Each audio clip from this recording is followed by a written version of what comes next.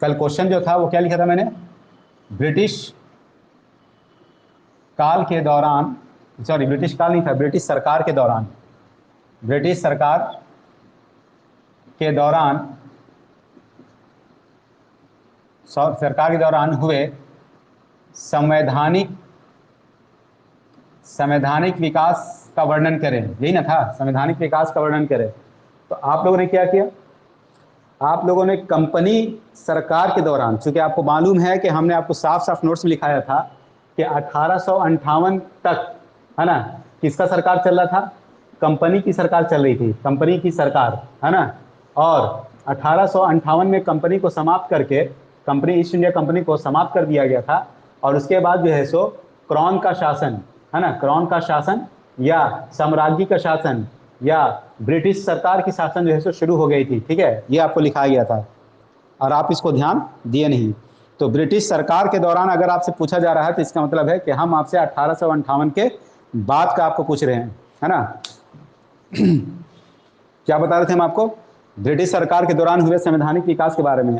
आपने, हमने क्या बताया था आपको, 1858 तक कंपनी की सरकार थी, चूंकि कंपनी ना कानून बनाता था, याद है पीछे में 1773 का 1700 जो भी था, तो वो सब कंपनी शासन के, कंपनी अभी शासन कर रहा है, उस दौरान वो सारे नियम बने हैं। ठीक है, लेकिन 1858 में फिर क्या हुआ कि ब्रिटिश सरकार जो है सो शासन करने लगी और कंपनी को समाप्त कर दिया गया। तो आपको कहाँ से लिखना था, 1858 से लेकर 1947 तक। इसीलिए बार बोलते हैं आपके पास जानकारी होते हुए में भी, भरपूर जानकारी था, लेकिन पूरा का पूरा आपका प्रश्न गलत हो गया, है ना। तो यही आपको सीखना है, इसमें कोई आप इसमें विचलित होने की जरूरत नहीं है आप लोगों को, क्योंकि ये सब लर्निंग टाइम है ना। तो लर्निंग टाइम में ये सब प्रॉब्लम्स होंगी, आपको भाई दिमाग लगाना है ना, कि ये जो क्वेश्चन कितना सिंपल तो होगा नहीं, जरूर कहीं पे कुछ टेक्निकल मैटर होगा।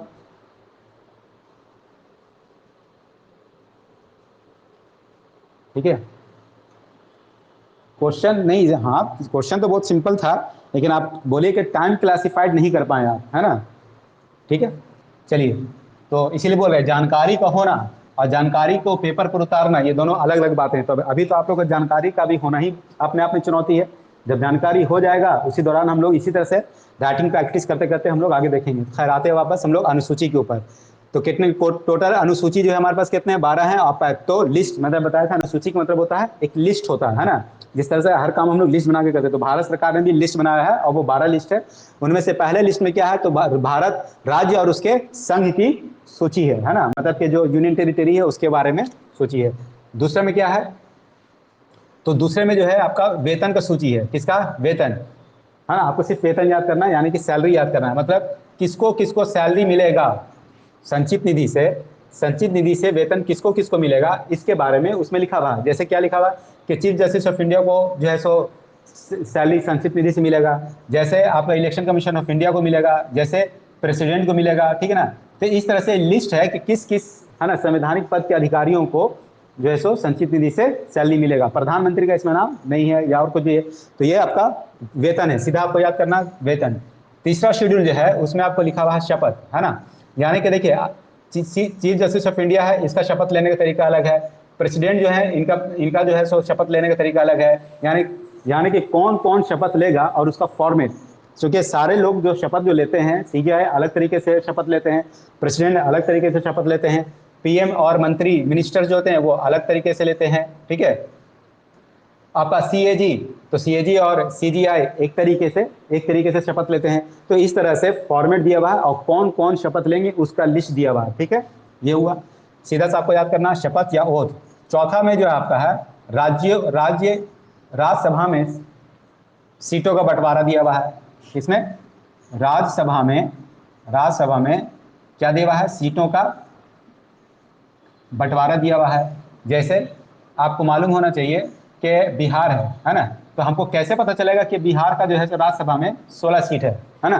तो हम वही जो है सो क्या करेंगे, संविधान उठाएंगे, उसका अनुसूची निकालेंगे और उसमें देखेंगे कि अच्छा राज्यसभा में जो सीट है कितना, बिहार का 16 है, आपका जो है सो बंगाल के कितना है तो 42 है, महाराष्ट्र के कितना है तो 42 है, 40 है, इस तरह से हम लोग वहां से देख लेंगे। अच्छा सामने से हट जाए, ठीक है। तो राज्यसभा में सीटों का बंटवारा, ठीक है, क्या लिख रहे हैं कि राज्यसभा में सीटों का बंटवारा जो है वो कहां पर है, इसी में आपका दिया हुआ, ठीक है, कि किस राज्य का कितना राज्यसभा में सीट होगा। पांचवा जो है आपका ये होगा, तो इसमें होगा कि जनजाति क्षेत्रों का प्रशासन, जनजाति क्षेत्रों का प्रशासन, है ना।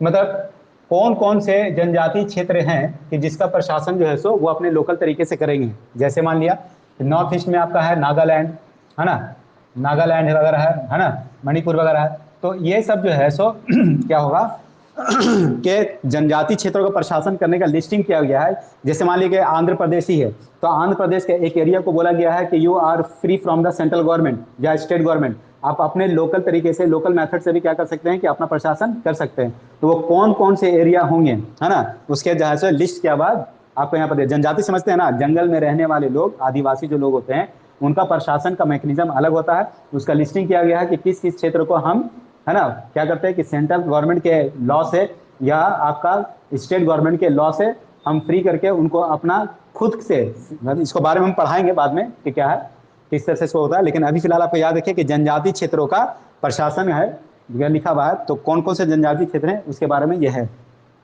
6 में लिखेंगे कि असम, मेघालय, मणिपुर और त्रिपुरा, है ना, जनजाति क्षेत्रों का प्रशासन, जनजाति क्षेत्रों का प्रशासन। ठीक है, तो 2 जगह है आपका जनजाति क्षेत्र, एक है आपका 5 में भी है, शेड्यूल 5 में भी और शेड्यूल 6 में है। लेकिन शेड्यूल 6 में बजाते नाम दिया हुआ है, बस यही 4 होंगे, असम, मेघालय, मणिपुर और त्रिपुरा। इसमें नाम नहीं, चूंकि लिस्ट काफी लंबा है, छोटे छोटे एरिया है। ठीक है,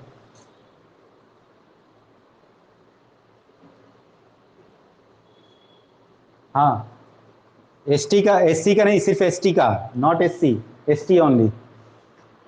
उसके बाद है आपका 7वां में तो संघ सूची एवं राज्य सूची, है ना। इसमें क्या हुआ है कि संघ सूची, राज्य सूची और समवर्ती सूची, है ना, समवर्ती सूची, इसके बारे में दिया हुआ है। यानी कि इसमें जो लिस्ट दिया हुआ है, तो इसमें बताया गया है कि जो शेड्यूल 7 है उसमें संघ सूची दिया हुआ है, राज्य सूची दिया हुआ है और समवर्ती सूची दिया हुआ है। यानी कि बोला गया है कि जो संघ होगा वो करीब 101 विषय के ऊपर कानून बना सकता है। राज्य सूची के बारे में बोला गया कि तुम 66 विषय के ऊपर कानून बना सकते हो, है ना। समवर्ती सूची है तो इसको बोला गया कि तुम 52 विषयों पर कानून बना सकते हो। ये थोड़ा सा अपडेट होते रहता है, इसको एक बार करंटली देखा जाएगा कि कितने हैं, तो फ्लक्चुएट करता है। कभी क्या होता है कि जैसे शिक्षा जो है राज्य सूची के अंतर्गत था, उठाकर क्या कर दिया गया कि समवर्ती सूची में डाल दिया गया। ठीक है, तो संघ सूची का मतलब जैसे मानिए डिफेंस, जैसे रेल, है ना, सूचना, ये सब क्या हो संघ सूची का विषय है। यानी कि डिफेंस के ऊपर कानून बनाने का राइट किसको मिलेगा, तो डिफेंस के ऊपर सिर्फ केंद्र सरकार ही कानून बना सकती है ना। जैसे पानी के ऊपर कौन कानून बना सकता है, तो पानी के ऊपर राज्य ही कानून बना सकती है, तो वो राज्य सूची का विषय हो जाएगा। 66 में से एक विषय पानी हो जाएगा। समवर्ती का मतलब हो जाएगा कि संघ सूची और राज्य सूची दोनों मिलकर के जो कानून बनाएंगे उसको समवर्ती सूची बोलेंगे, है ना। और उसमें 52 विषय होंगे, जैसे मान लीजिए जेल हो गया, है ना, जैसे आपका वन हो गया, जंगल, तो ये सब के ऊपर जो है सो दोनों मिलकर कानून बना सकते हैं। तो कौन कौन से विषय पर कौन कानून बनाएगा इसके बारे में पूरा स्पष्ट जानकारी इसमें दिया गया है, लिस्ट दिया गया है ना। तो विषय का लिस्ट इसमें पूरा दिया हुआ है। उसी तरह से शेड्यूल 8 में आएंगे तो इसमें क्या है, भाषाएं हैं, है ना। भाषाओं की संख्या कितनी है, तो 22, है ना। कितने भाषाएं हैं, 22 भाषाएं। इसी पर हम आपसे सवाल करते हैं कि बताइए कि क्या भारत में जो है सो इंग्लिश इसमें है, इन 22 भाषाओं में क्या इंग्लिश है, तो इंग्लिश इसमें नहीं है ना। मतलब इस भाषा का मतलब क्या हुआ कि ये जो हम आपको लिख दिया है कि 22 भाषाएं इस सूची के अंतर्गत है, इसका मतलब ये है कि इंडिया के किसी भी कोने में आप जाएंगे, अगर मान लिया कि आप तमिलनाडु गए हैं, तो तमिलनाडु में आपको तमिल नहीं आता है, तो आप क्या करेंगे, वहां पर आप हिंदी में अपना एप्लीकेशन दीजिएगा या उर्दू में अपना एप्लीकेशन दीजिएगा। तो वो एप्लीकेशन वहां पर ये नहीं बोला जा सकता है कि आई डोंट नो हिंदी और Urdu, so you please give me application in Tamil, है ना। वो ऐसा नहीं कर सकता, उसको वो एप्लीकेशन लेना होगा, चूंकि that is the application, the language of the application is the part of the schedule, है ना, and schedule 8. That's why the officer of the Tamil Nadu will have to be accept the application and he cannot ignore, है ना।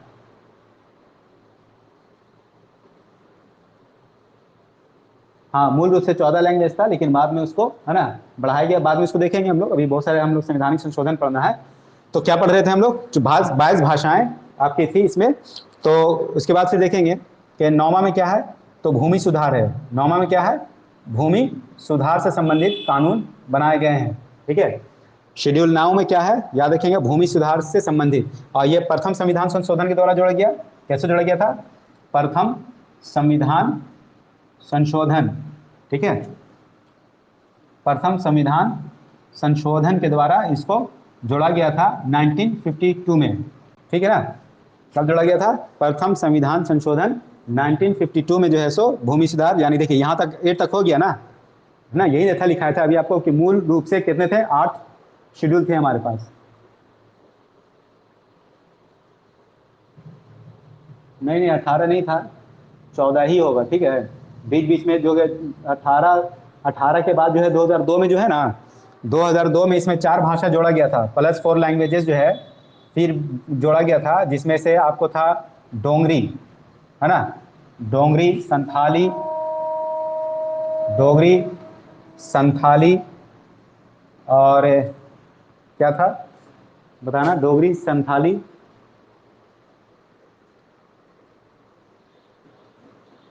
डोगरी था, कोंकणी नहीं, डोगरी था, संथाली था, और 2 ये था जी, कोगजनी नहीं, मैथिली भी था, है ना, मैथिली, संथाली, मैथिली, एक और कौन सा था? एक और कौन सा था? बोडो, है ना, एक और था बोडो, ठीक है। ये 4 लैंग्वेजेस जो है सो जोड़े गए थे, ठीक है, हमको याद आया अचानक, ठीक है। तो ये 4 लैंग्वेज बाद में जोड़े गए थे, ठीक है। तो असल में 14 था, 14 प्लस से 4 हुआ था, उसके बाद फिर 4 हुआ था, उसके बाद जाकर के 22 हुआ था, ठीक है। तो भूमि सुधार तो यहाँ तक हो गया हमारा 9 तक। उसके बाद देखेंगे 10वां।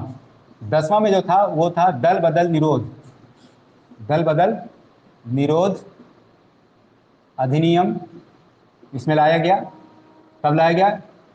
1985 में लाया गया, 52वां संविधान संशोधन करके, 52वां संविधान संशोधन।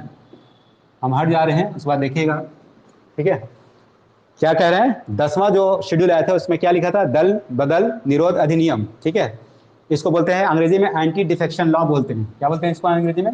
एंटी डिफेक्शन लॉ बोलते हैं, ठीक है।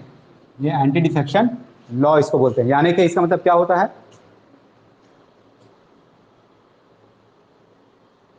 हाँ, ठीक है। तो एंटी डिफेक्शन लॉ का मतलब क्या होता है?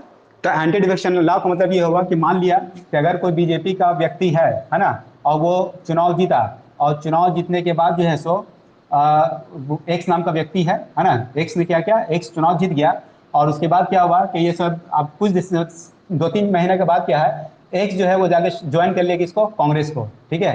तो अगर ऐसा करता है, अगर एक्स जो है चुनाव जीतता है बीजेपी के टिकट पर, और वो क्या करता है? जाकर के ज्वाइन कर लेता है कांग्रेस को, तो अगर ऐसा होता है तो एक्स की सदस्यता चली जाएगी, है ना। तो क्या हुआ? दल बदल निरोध, कहने मतलब एक्स को बोला जा रहा है कि देखो बाबू, तुम जो है सो बीजेपी के टिकट पर चुनाव जीते हैं, तो इसलिए तुमको बीजेपी में ही रहना होगा, है ना। क्या करना होगा? तुमको बीजेपी में ही रहना होगा, तुमको क्या नहीं करना? कांग्रेस में नहीं जाना, ठीक है। तो यही दल बदल, इससे क्यों रोक किया गया था? वो ऐसा इसलिए किया गया था कि इससे क्या होता था कि जो हॉर्स ट्रेडिंग बहुत बढ़ गया था। हॉर्स ट्रेडिंग समझते हैं? हॉर्स ट्रेडिंग को बोलते हैं हॉर्स ट्रेडिंग। हॉर्स ट्रेडिंग को मत सोचिएगा कि घोड़ा का खरीद फरोख्त, है ना। हॉर्स ट्रेडिंग का हम लोग बोलते हैं एमएलए या एमपी का, एमएलए या एमपी जो होते हैं उनका सेल एंड परचेज को, है ना, सेल एंड परचेज को ही हम लोग क्या बोलते हैं? कि हॉर्स ट्रेडिंग कहते हैं, ठीक है। याद रखिएगा कि एमएलए एमपी का जो खरीद फरोख्त पहले चलता था, है ना, होता क्या था कि मान के चलिए कि बीजेपी जो है वो, बीजेपी जो है उसने लाया, मान लिया कि 270 सीट लाया, है ना, और कांग्रेस के पास जो सीट है वो आपका आया 200, मान लिया 76 आया, ठीक है, 275 आया। तो कांग्रेस क्या हुआ कि क्लोजली, चूंकि सरकार बनाने के लिए हम जानते हैं कि सरकार बनाने के लिए हमको सीट चाहिए लोकसभा में 273 सीट चाहिए, है ना, 273 सीट हमको चाहिए होता है लोकसभा में, ताकि हम प्रधानमंत्री बन सके, अपना सरकार बना सके। लेकिन बीजेपी को आया 270 और कांग्रेस से 275, तो कांग्रेस क्या कर रही थी? सरकार बनाने जा रही थी, क्योंकि उसके पास 273 से ज्यादा मिल गया। बीजेपी ने क्या कर लिया कि 3 सदस्य कांग्रेस से छीन लिए मतलब इसके 3 सदस्यों को एक्स वाई जेड को खरीद लिया कि और तुमको 10-10 करोड़ रुपए दे देते हैं। अब क्या हुआ कि 75 में से 3 माइनस होकर के यहाँ पर हो गया +3, अब आंकड़ा बदल गया, ये हो गया 275 और ये हो गया 272, ठीक है। तो अब सरकार किसकी बनेगी? अब बीजेपी की ना सरकार बन जाएगी, तो इस तरह का जो प्रैक्टिस चल रहा था, तो एक इलीगल प्रैक्टिस था ये, तो इस चीज़ को रोकने के लिए जो है सो एंटी डिफेक्शन लॉ को या दल बदल निरोध अधिनियम को लाया गया। क्लियर हो गया यहाँ तक बात? अब देखेंगे 10 तो हो गया, बोर्ड पर जगह नहीं है, इधर आ जाते हैं। आपका 11वां जो शेड्यूल था उसमें आपका आया पंचायत। क्या आया? पंचायत, है ना। यानी कि पंचायत जो आया है वो आपका आया है 73वां संविधान संशोधन, 73वां संविधान संशोधन, 73 संविधान संशोधन 1992 में। पंचायत आपको मालूम है, पढ़ेंगे, बहुत लंबा इसको पढ़ना हम लोग, है ना। पहले संवैधानिक दर्जा इसको दिया गया, पंचायत को संवैधानिक दर्जा कब मिला है? तो 73वां संविधान संशोधन 1992 के में मिला है, और इसमें 11वां शेड्यूल को जोड़कर फिर आते 12वां शेड्यूल, और 12वां शेड्यूल का मतलब है नगर पालिका। ठीक है, क्या बोल रहे हैं? नगर पालिका। तो नगर पालिका जो है तो नगर पालिका को जो है सो 74वां संविधान संशोधन करके, तो ये करके 74वां संविधान संशोधन, है ना, 1992 के में जो द्वारा शामिल किया गया। ठीक है, तो ये सारा आपका 12 शेड्यूल है। ठीक है, ये 12 शेड्यूल है। ये अच्छे तरीके से रट लीजिएगा, पीछे में दिया हुआ है आपका, उसको पढ़िएगा और समझने की कोशिश कीजिएगा। ठीक है, चलते हैं आगे। जिनके पास नहीं है तो नहीं है, कोई बात नहीं है। हम लोग यहाँ पे देखेंगे कौन है जी, आता है जाता है। चलिए तो देखेंगे आगे, इसको इरेज कर देते हैं।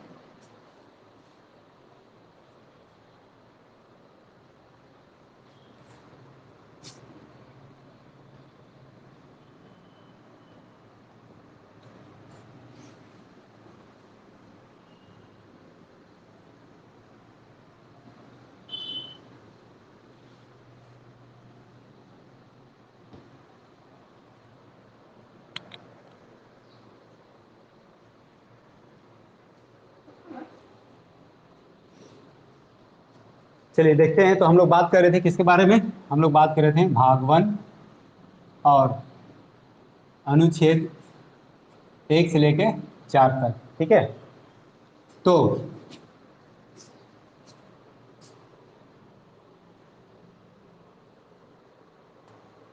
नहीं, ये एक तो 1992 और एक 1993 है। हम 1992 लिख दिए थे क्या दोनों?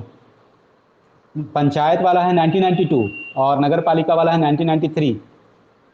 ठीक है नगर पालिका वाला है 1993। सीधा सा बात है, 73वां संविधान संशोधन 1992, एक जुड़ करके 74वां होता है, तो यहाँ पर भी एक जुड़ करके 93 कर दिएगा, ऐसे याद कर लीजिएगा, है ना। 73 + 1 74, 1992 + 1 1993, ऐसे करके याद कर लीजिएगा। ओ ठीक है, तो गलती से हो गया था। ठीक है, चलिए अभी देखेंगे कि भाग 1 में अनुच्छेद 1 से 4 में देखेंगे। तो अनुच्छेद पहला क्या कहता है? अनुच्छेद 1 क्या कहता है? अनुच्छेद 1 कहता है कि भारत राज्यों का संघ है। क्या कहता है? भारत राज्यों का संघ है। आप आर्टिकल 1 देखेंगे। सवाल यह है कि अब इसका हम लोग एलिब्रेशन देखना है। क्या देखना है अपने को? इसका हमको एलिब्रेशन देखना है। क्या लिखा हुआ? संघ, है ना। India is the union of, है ना। तो यूनियन ऑफ स्टेट, क्या लिखा हुआ? India is the union of states. ठीक है, असल में देखिए अमेरिका जो है, अमेरिका हम लोग बोलते हैं फेडरल। अमेरिका में भी जो है सो इसी तरह से है। अमेरिका में क्या है, यूएसए में, कि वहाँ पर फेडरल स्ट्रक्चर है। कैसा स्ट्रक्चर है? अमेरिका में फेडरल स्ट्रक्चर है, जबकि भारत में यूनियन स्ट्रक्चर है। कैसा स्ट्रक्चर है? तो यूनियन स्ट्रक्चर है। तो क्या मतलब है, what is the difference between federal structure and federal structure and the union? देखिए फेडरल स्ट्रक्चर में होता यह है कि यहाँ पर अमेरिका जो है, यूएसए जो है वो राज्यों के साथ समझौते का परिणाम है। फिर से बोल रहे हैं, समझिएगा, राज्यों के साथ समझौते का परिणाम है। समझौते का परिणाम है ना। मतलब क्या हुआ जबकि भारत राज्यों के साथ समझौते के परिणाम नहीं है। मतलब ये हुआ कि अमेरिका जो बना है वो ऐसे बना है, पहले ये स्टेट बना, फिर ये स्टेट बना, फिर ये स्टेट बना, फिर ये स्टेट बना, फिर ये स्टेट बना, फिर ये स्टेट बना, फिर ये स्टेट बना, है ना, ऐसे ऐसे करके ये आपका बन रहा है ना।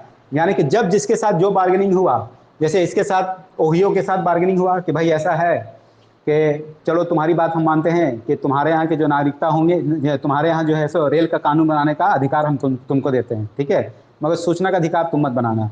तो टेक्सास के पास गए दूसरे स्टेट में, बोले कि भाई ऐसा है कि चलो तुमको हटाओ, चलो तुमको सूचना का अधिकार देते हैं कि सूचना के ऊपर कानून तुम बना लेना, रेल का तुमको, मतलब कहने का मतलब है राज्यों से बार्गेनिंग की जा रही है कि बताओ क्या लोगे क्या दोगे, है ना।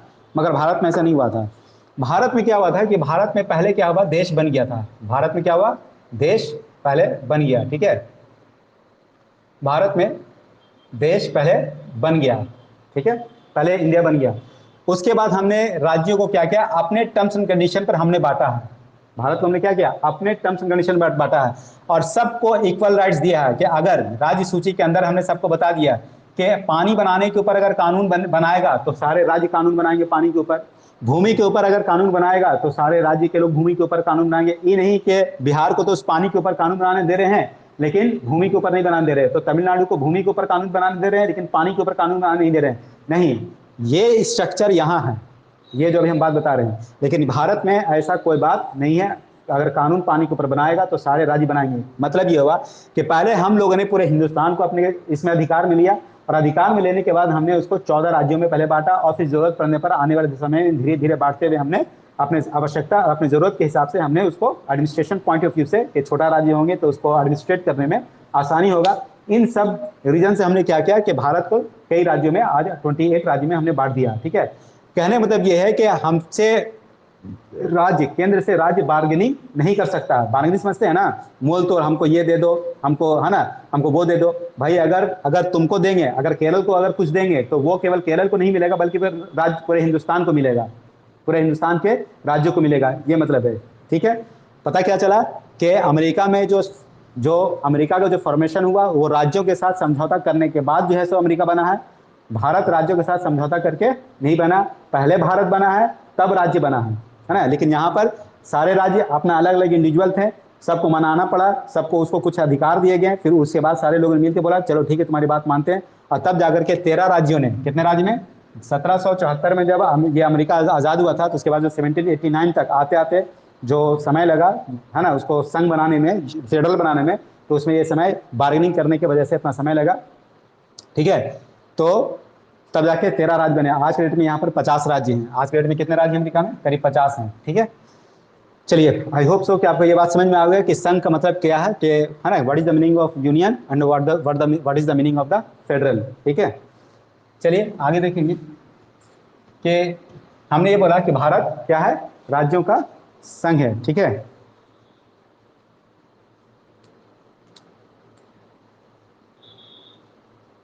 ठीक है, तो इसमें बताया गया है इसी में कि भारत में अगर हम करंटली अगर 2021 की बात करेंगे तो इसमें लिखा हुआ होगा कि भारत में 28 राज्य हैं, है ना, और 6 जो है वो संघ शासित राज्य हैं, ऐसा इसमें लिखा होगा बस, ठीक है। अब मान के चलिए कि कल को अगर जम्मू कश्मीर, है ना, जम्मू कश्मीर या मान लीजिए एक और स्टेट जो है सो 2000 का अगर हम एग्जांपल लेते हैं तो 1999 में क्या था, झारखंड नहीं था, छत्तीसगढ़ नहीं था। तो यहाँ पर क्या करेंगे, हम स्टेट की संख्या घटा देंगे, 24 कर देंगे और भी 4 राज्य, छत्तीसगढ़ बना, है ना, आपका क्या बना कि छत्तीसगढ़ बना, बिहार, झारखंड बना, आपका उत्तराखंड बना।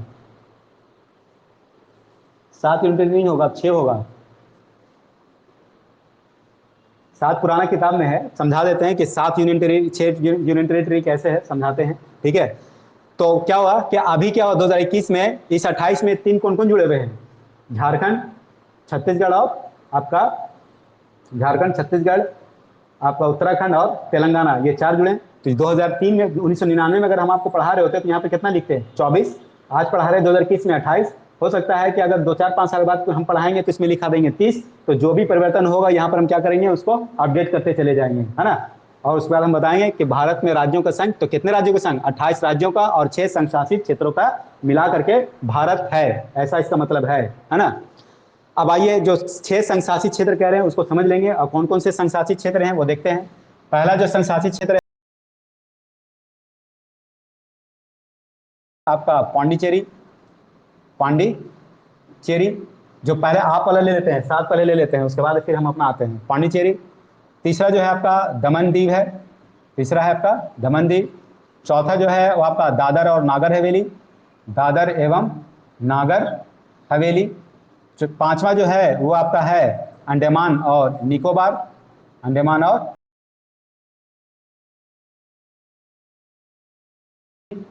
क्या है लक्षद्वीप। सातवां जो है वो है आपका चंडीगढ़। ठीक है आपके हिसाब से, है ना। अब क्या हुआ मैथ समझिएगा, इसमें क्या हुआ है कि दमन और दादर और नागर हवेली को अब मर्ज कर दिया गया है। क्या कर दिया गया है? दोनों को अब मर्ज कर दिया गया। तो मर्ज करने के बाद क्या हुआ, अब ये केवल बच गया है दमन दीव।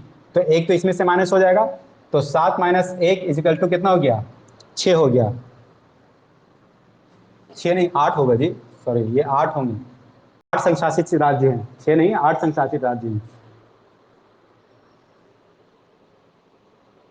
हाँ 8 है, ठीक है ठीक है। तो 8 हो गया, हाँ ठीक है ठीक है, वो गलती से 6 हो गया। तो क्या हो गया, 8 संशासित राज्य हैं। ठीक है, अब इसमें से क्या होगा कि दो इसमें कौन क्या बता रहे, 7 में से 1 6 हो गया, इसमें +2 करेंगे। कौन कौन सा? तो एक जम्मू एंड कश्मीर आपको मालूम है कि बढ़ा, और एक आपका क्या बढ़ गया, लद्दाख बढ़ गया, है ना। तो क्या हुआ कि 6 + 2 इक्वल टू कितना हो गया, 8। तो वर्तमान में 7 नहीं 8 है, पुरानी किताब में आपको 7 मिलेगा। तो क्लियर हो गया यहाँ तक, ये आपका हो गया अनुच्छेद 1। कॉम्प्लिकेशन जो अब आएगा वो अभी आने वाला है, अनुच्छेद 2 और अनुच्छेद 3 थोड़ा सा हम लोग देखेंगे। ठीक है, दिक्कत आपको यहाँ पर देखने के लिए मिल सकता है। अभी सिर्फ समझिएगा, लिखने उठने की उतना जरूरत नहीं है, है ना। ये टेक्निकल चीज है, इसमें उतना, ये था अनुच्छेद 1। अब हम देखेंगे अनुच्छेद 2, बल्कि लिखिए ये वाला लाइन अनुच्छेद 2 में लिखेगा तब आपको समझ में आएगा। लिखेगा अनुच्छेद 1 लिख लिए, ये लिखिए अनुच्छेद 1 में भारत राज्यों का संघ है ना, India is the union of the state. Bharat में 28 राज्य, और ये वाला लिखिए, उसके बाद ये लिखिए अनुच्छेद 2 में लिखेगा, लिखेगा संसद को संघ में, लिखेगा कि संसद को संघ में, संसद को संघ में नए राज्यों के प्रवेश, संसद को संघ में नए राज्यों के प्रवेश या स्थापना करने के लिए, संघ में नए राज्यों के प्रवेश या स्थापना करने के लिए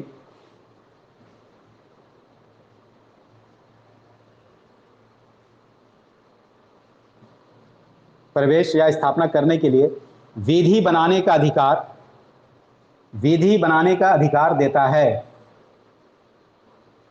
विधि बनाने का अधिकार देता है।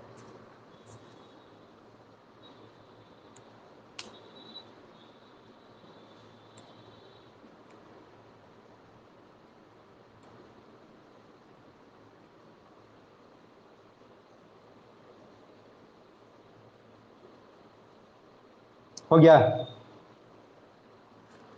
चलिए अनुच्छेद 3 भी लिखिएगा, है ना, ताकि आपको कॉम्प्लिकेशन समझ में आएगा कि आखिर कॉम्प्लिकेशन क्या है ना। क्योंकि अक्सर 2 और 3 आपका खोपड़ी को बिल्कुल, है ना, खराब करके रखता है। अनुच्छेद 3 में भी लिखिएगा,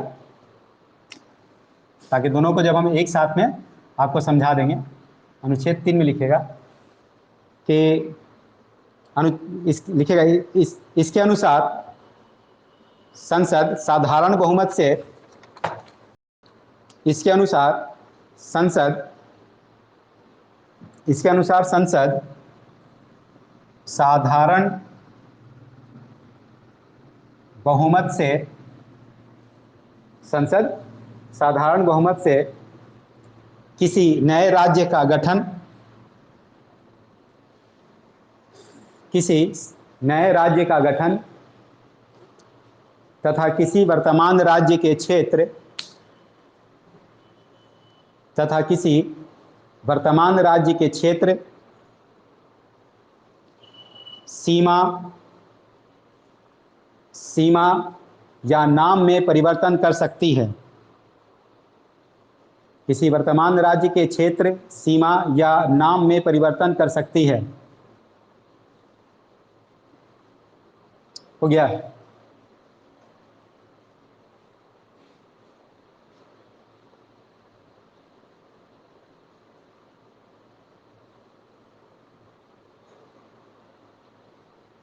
लिख लिए?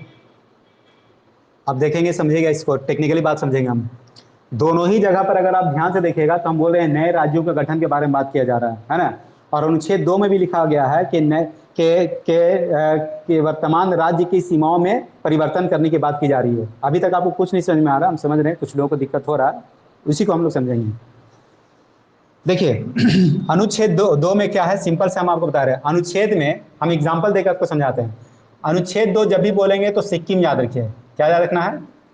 सिक्किम याद रखिएगा, ठीक है, तब आपको समझ में आ जाएगा बात।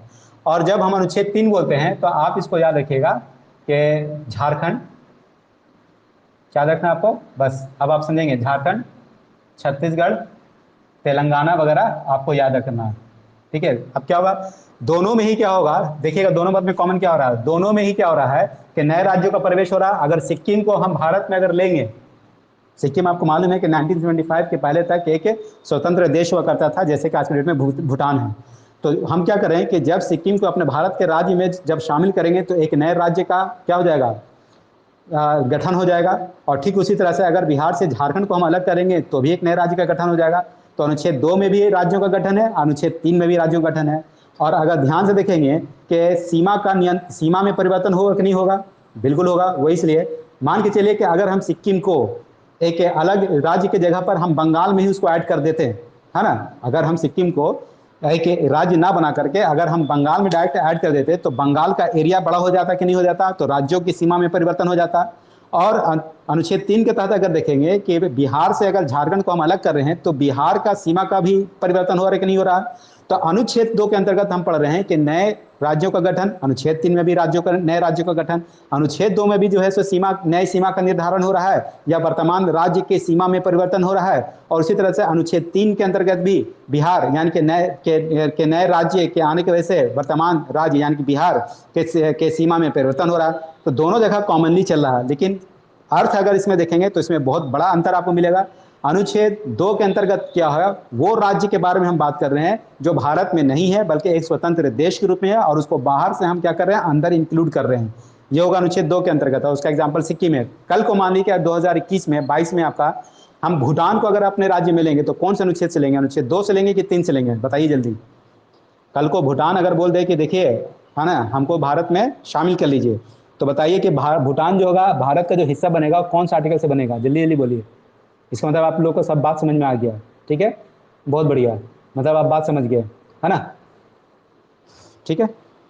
क्योंकि आप जब किताब में पढ़ेंगे तो आपको समझ में नहीं आएगा, वो बहुत कॉम्प्लिकेटेड करेगा आपको। इसमें भी सीमा परिवर्तन, इसमें भी फिर सीमा परिवर्तन, इसमें भी नए राज्य गठन, इसमें भी नए राज्य का गठन। आपको मैंने क्या लिखाया कि अनुच्छेद 3 के अंतर्गत जब हम झारखंड बनाएंगे तो ये कैसे होगा, साधारण बहुमत से होगा, है ना।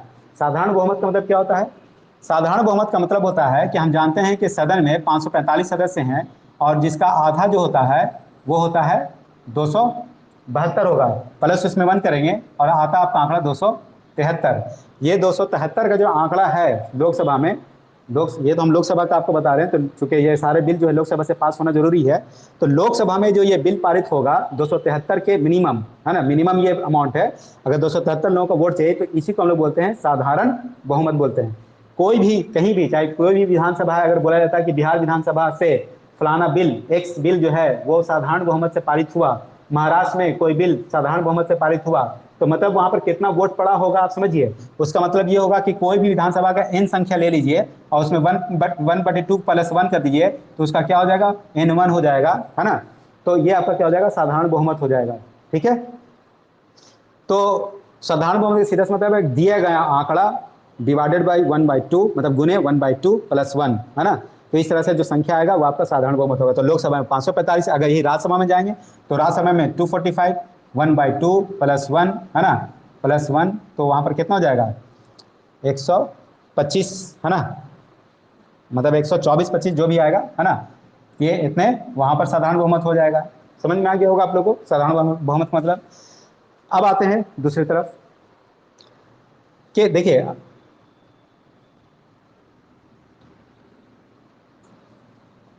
अनुच्छेद 2 में तो कोई दिक्कत नहीं है। अनुच्छेद 2 के तहत क्या होगा कि अगर मान लीजिए कि सिक्किम, है ना, तो हम भारत में अगर शामिल करते हैं तो यहाँ पर भी क्या करेंगे, हम साधारण बहुमत से क्या कर लेंगे, यहाँ पर भी साधारण बहुमत का प्रयोग करेंगे और सिक्किम को भारत का साधारण बहुमत से क्या करेंगे, सिक्किम को भारत का हिस्सा बना लेंगे। इसमें कोई कॉम्प्लिकेशन नहीं है, बहुत ईजी है, खत्म हो गया बात। सिक्किम ने लेटर भेजा, प्रपोजल भेजा कि I want to merge with you, है ना, बोलो ठीक है। वो प्रपोजल सिक्किम के द्वारा दिया गया प्रपोजल हमने संसद में रखा और हमने भी कानून बनाया कि जो सिक्किम जो नाम का जो स्टेट कंट्री है, हम उसको क्या करते हैं, भारत में लाना चाहते हैं, उसका नाम होगा सिक्किम। और भारत और देश का जो है सो वो 18वां राज्य होगा। देख मान लिए कि 18वां राज्य होगा, शायद यही के आसपास है, 18वां राज्य होगा। इसको क्या करना है, लोकसभा में राज्यसभा में पारित करवा के राष्ट्रपति से साइन करवाना है और तब जाकर के सिक्किम हमारा भारत का हिस्सा बन जाएगा। यहाँ पर कोई दिक्कत वाली बात नहीं है। दिक्कत जो है वो मैटर आपको समझना है अनुच्छेद 3 के तहत। हमने बोला कि साधारण बहुमत से हम क्या कर सकते हैं कि ये जो वर्तमान में जो बिहार राज्य था, वर्तमान का मतलब है हम मान के चलते हैं 1999 की बात करते हैं। 1999 में जो है बिहार वो इतना बड़ा था।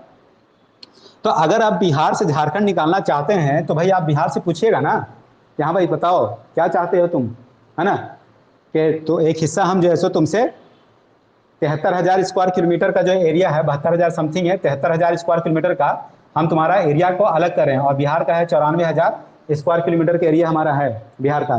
तो भाई अगर एक स्टेट जो है इतना बड़ा एरिया है तो ये अपने में से 73,000 स्क्वायर किलोमीटर अपने आप को सेपरेट करने जा रहा है, तो इसमें बिहार से भी कुछ कंसर्न लिया जाएगा?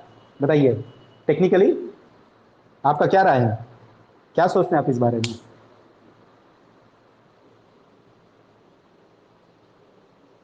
है ना, तो लेकिन ऐसा होगा नहीं, है ना, बिहार से कोई इजाज़त नहीं ली जाएगी। किसी भी राज्य से अगर हम उसका एक क्षेत्र को अगर हम काटना चाहेंगे तो हम उस राज्य से कोई इजाज़त नहीं लेंगे।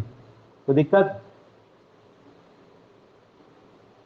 है ना, हम क्या करते हैं कि उससे इजाज़त नहीं लेते हैं, बल्कि क्या करते हैं, सीधा सीधी क्या होगा कि संसद में क्या होगा, लोकसभा में प्रपोजल आएगा। क्या होगा, लोकसभा के बल्कि क्या बोलेंगे, संसद ही बोल देते हैं कि संसद में ये पारित हो जाएगा कि कि आपका 9 नवंबर, है ना, 9 नवंबर से 9 नंबर था कि हाँ 9 नवंबर से क्या होगा, 9 नवंबर 2000 से झारखंड नाम का एक एरिया होगा जो कि बिहार से अलग होगा, है ना, अलग होगा। ये संसद ने पास कर दिया, ये पास हो गया। तो पास हो गया, राष्ट्रपति ने इसके ऊपर साइन कर दिया। क्या कर दिया राष्ट्रपति ने साइन कर दिया। ठीक है, अब बोलिए। तो यहाँ पर हमारे जो बिहार में नीतीश कुमार हैं तो चिल्लाएंगे। 15 नवंबर था, हाँ ठीक है, 3 डेट है इसका, है ना, 3 डेट है आपका, 1 नवंबर, 9 नवंबर और 15 नवंबर। ठीक है, 1 नवंबर, 9 नवंबर और 15 नवंबर। तो 15 नवंबर 2000 से झारखंड होगा, ये पास कर दिया और राष्ट्रपति ने इस पर क्या कर दिया, साइन कर दिया। ठीक है, तो अब इसमें बिहार का कोई भूमिका नहीं है, कोई हाथ पैर नहीं पटक सकता है। संसद ने अगर बोल दिया कि झारखंड बनेगा तो मतलब अब झारखंड बनेगा। क्योंकि ये जो विषय है, ये विषय केंद्र सरकार के अंतर्गत आता है, सेंट्रल गवर्नमेंट के अंतर्गत आता है, और वो ऐसा कानून बना सकती है और राज्य इसमें हस्तक्षेप नहीं कर सकता। जो आपको बताया था ना केंद्र सूची, तो ये विषय केंद्र सूची के अंतर्गत आता है, तो इसलिए राज्यों की इसमें भूमिका नहीं होती है। ठीक है, अब यहां पर एक चीज हमको ये देखने हैं, ठीक है, इसमें क्या होता है कि संसद में जो बिल हम लाएंगे तो राष्ट्रपति के सहमति से पूछ करके लाते हैं। क्या करते हैं, राष्ट्रपति से पूर्व सहमति, क्या बोलते हैं इसको, राष्ट्रपति से पूर्व सहमति से लाते हैं। देखिए 2 तरह का बिल होता है। एक बिल होता है कि पहले हम लोकसभा में लाएं, फिर राज्यसभा में ले गए और फिर राष्ट्रपति के पास ले गए, है ना, ये साधारण बिल ऐसा होता है। एक को एमपी से छत्तीसगढ़ हुआ था, 9 को यूके हुआ था ना। ठीक है, चलिए देखिएगा, ये सब कुछ फैक्चुअल चीज़ है अपना, है ना, वो सब आप लोग के पास बहुत रहता है, लूसेंट वगैरह हम देखिएगा तो ठीक ठाक मिल जाएगा आपको।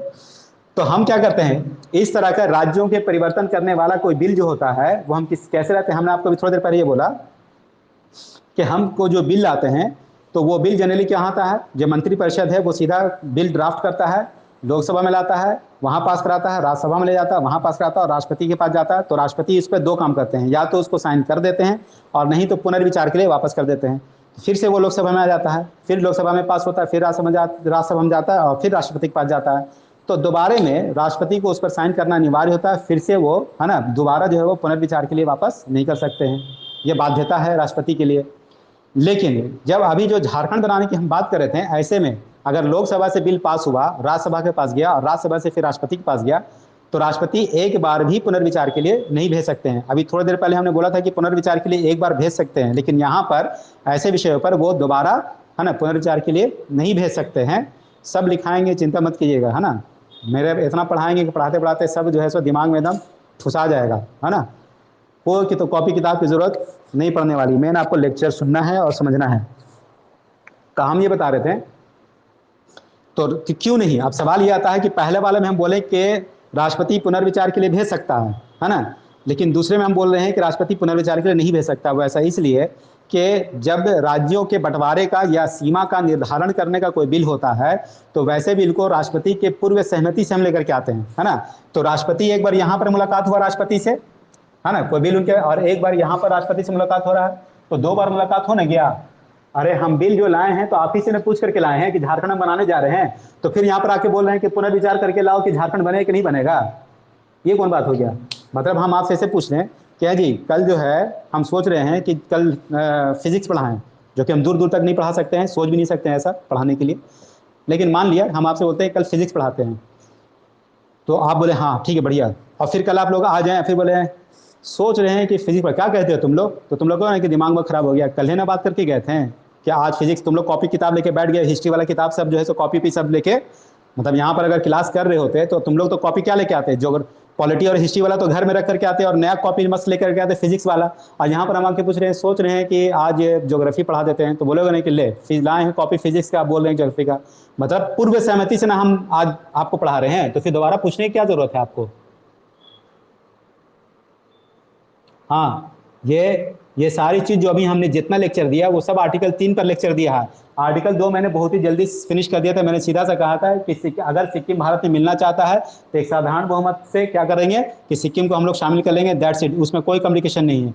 जो भी कॉम्प्लिकेशन आएगा तो वो आर्टिकल 3 के अंतर्गत जब नए राज्यों का गठन करेंगे उसके अंतर्गत आपका आएगा। क्लियर है बात, ठीक है। अब आते हैं, ठीक है, तो 2 बार राष्ट्रपति से हमने, एक बार पूर्व सहमति से और एक बार यहाँ पर आपका, है ना, बात आपका हो गया। चलिए, तो ये हो गया अनुच्छेद 3। एक चीज और भी बता देते हैं आपको कि संसद को ऐसा करने की इजाजत कौन देता है। सवाल ये है कि संसद ने जो राज्यों को बंटवारा है इतना दिलेरी से कर दिया बिना राज्यों से पूछे हुए, ये इतना दिलेरी दिखाने का संसद को कौन अधिकार देता है। उस अधिकार का नाम है अनुच्छेद 4। क्या नाम है उसका, अनुच्छेद 4 नाम है उसका, ठीक है। अनुच्छेद 4 जो है वो क्या करता है कि संशोधन करने की, अनुच्छेद 4 जो है वो अनुच्छेद 1, 2 और 3 में परिवर्तन करने की इजाजत देता है। क्या देता है, अनुच्छेद 1, 2 एंड 3 में परिवर्तन करने का इजाजत। आवाज धीमा है, हाँ जी, बाकी के लोग बताइए क्या आवाज धीमी आ रही है मेरी। तुम्हारा प्रॉब्लम है कुछ ब्रिजनन, तुम्हारा नेटवर्क प्रॉब्लम है। तो हम ये बता रहे थे कि अनुच्छेद 4 जो होता है वो क्या होता है कि वही बोलता है कि अनुच्छेद 1, 2 और 3 में परिवर्तन किया जा सकता है, ठीक है, ठीक है। देखिए, एक है अनुच्छेद 368, कौन सा आंसर है, अनुच्छेद 368, एक है अनुच्छेद 4 और एक है अनुच्छेद 11। ये इतने तरह के आर्टिकल हैं, ठीक है, बल्कि अनुच्छेद 10 होगा, ठीक है, ये अनुच्छेद 10 है, ठीक है। तो ये जो अनुच्छेद जो 368 इससे भी आप संविधान का संशोधन करते हैं, इसमें भी जो है सो अनुच्छेद में परिवर्तन करते हैं, और इससे भी क्या है अनुच्छेद में परिवर्तन करते हैं। देखिए हम 2 जगह एक जगह लिखा रहे हैं संविधान में संशोधन, एक जगह लिखा रहे हैं 4 में अनुच्छेद में, चूंकि अनुच्छेद इसलिए बोल रहे हैं कि केवल लिमिटेड है 1, 2, 3 अनुच्छेद। संविधान का मतलब होता है पूरा आर्टिकल 1 से लेकर के आर्टिकल 395 शेड्यूल सब मिला जुला करके हम लोग उसको संशोधन बोलते हैं, संविधान बोलते हैं। लेकिन यहाँ पर आर्टिकल का मतलब है केवल 1, 2, 3, है ना, उद्देशिका की बात नहीं की जा रही है, शेड्यूल के बारे में बात नहीं की जा रही है, और अन्य अनुच्छेद के बारे में बात नहीं किया जा रहा है, फंडामेंटल राइट्स के बारे में बात नहीं किया जा रहा है, डीपीएसपी के बारे में बात नहीं किया जा रहा है, सिर्फ बात किया जा रहा है किसके बारे में, अनुच्छेद 1, 2, 3। इसलिए याद रखिएगा कि अनुच्छेद 4 के द्वारा जो संशोधन किया जाता है उसको संविधान संशोधन नहीं कहते हैं, समझ रहे ना, क्या नहीं बोलते हैं, अनुच्छेद 4 के द्वारा। जैसे आप अभी वर्तमान तक हम लोग जानते हैं कि टोटल 126 संशोधन हो चुके हैं। जब तक हम आपको पढ़ा रहे हैं इस पढ़ाने के दौरान, नहीं संवैधानिक उपचारों का नहीं बाबा, गलत है पुरुषोत्तम, बताएंगे उसके बारे में, ठीक है, उसके बारे में बताएंगे आपको। तो हम ये बता रहे थे कि अब तक 126 संविधान संशोधन हो गया, लेकिन इसमें याद रखिएगा, इसमें बिहार, झारखंड और तेलंगाना वाला बात ऐड नहीं है, समझ गए ना। बिहार, झारखंड और तेलंगाना वाला जो जो परिवर्तन हुआ है, तो वो इसमें नहीं है। हाँ बता रहे हैं, सब बता रहे हैं, है ना। हम ये कह रहे हैं कि ये जो अनुच्छेद 368 है, तो इसको हम लोग बोलते हैं अगर 368 का हेल्प लेकर, अगर आपने मान लिया कि अनुच्छेद 40, अनुच्छेद या 42 या एनी, मतलब अनुच्छेद 1 से लेकर के 11 को छोड़कर एनी आर्टिकल, क्या बोल रहे हैं, एनी आर्टिकल को अगर आपने बदला है, हम क्या बोले ध्यान दिएगा, अनुच्छेद 1 से लेकर 11 को छोड़कर आपने कोई भी आर्टिकल बदला है, कोई भी आर्टिकल, है ना, कोई भी अनुच्छेद को बदला है, या किसी भी अनुसूची में आपने परिवर्तन किया है, ठीक है, या आपने उद्देशिका में परिवर्तन किया, कुछ भी अगर किया है आपने, तो उसको 368 के द्वारा, ये सब किसके द्वारा, अनुच्छेद 368 के हेल्प लेकर, तब उसको हम संविधान संशोधन मानते हैं, ठीक है, उसको संविधान संशोधन मानते हैं। मगर अगर 4 का हेल्प लेकर के आप 1, 2 और 3 में अगर संशोधन करते हैं, और 11 का हेल्प लेकर के, है ना, 10 को मतलब हेल्प लेकर के, अगर आप जो है सो 5, 6, 7, 8, 9 को अगर आप परिवर्तन करते हैं, चेंज करते हैं, है ना, तो उसको संविधान संशोधन नहीं माना जाएगा। इसको है ना, समझ रहे ना, 4 के अंतर्गत आपने क्या किया, 1, 2, 3 में परिवर्तन किया, तो इसको संविधान संशोधन नहीं मानेंगे। संविधान संशोधन तभी मानेंगे जब आप 368 का हेल्प लेकर के संशोधन करेंगे तब। पहले तो ये पहले समझिए, 368 से भी संविधान में बदलाव हो रहा है, और अनुच्छेद 4 से भी क्या आ रहा है, अनुच्छेद 4 से अनुच्छेद 1, 2, 3 बदला जा रहा है, तो इसको संविधान नहीं बोलेंगे, है ना, संविधान संशोधन नहीं बोलेंगे। बात समझ में आया या नहीं आया, जल्दी बोलो, किसको नहीं समझ में आया। नहीं समझ में आया है तो फिर से हम बताएंगे, हमको जल्दी नहीं है भाई, है ना, और किसी को भी जल्दी होना नहीं चाहिए। बताओ, फिर से बता देंगे, कोई इशू नहीं है।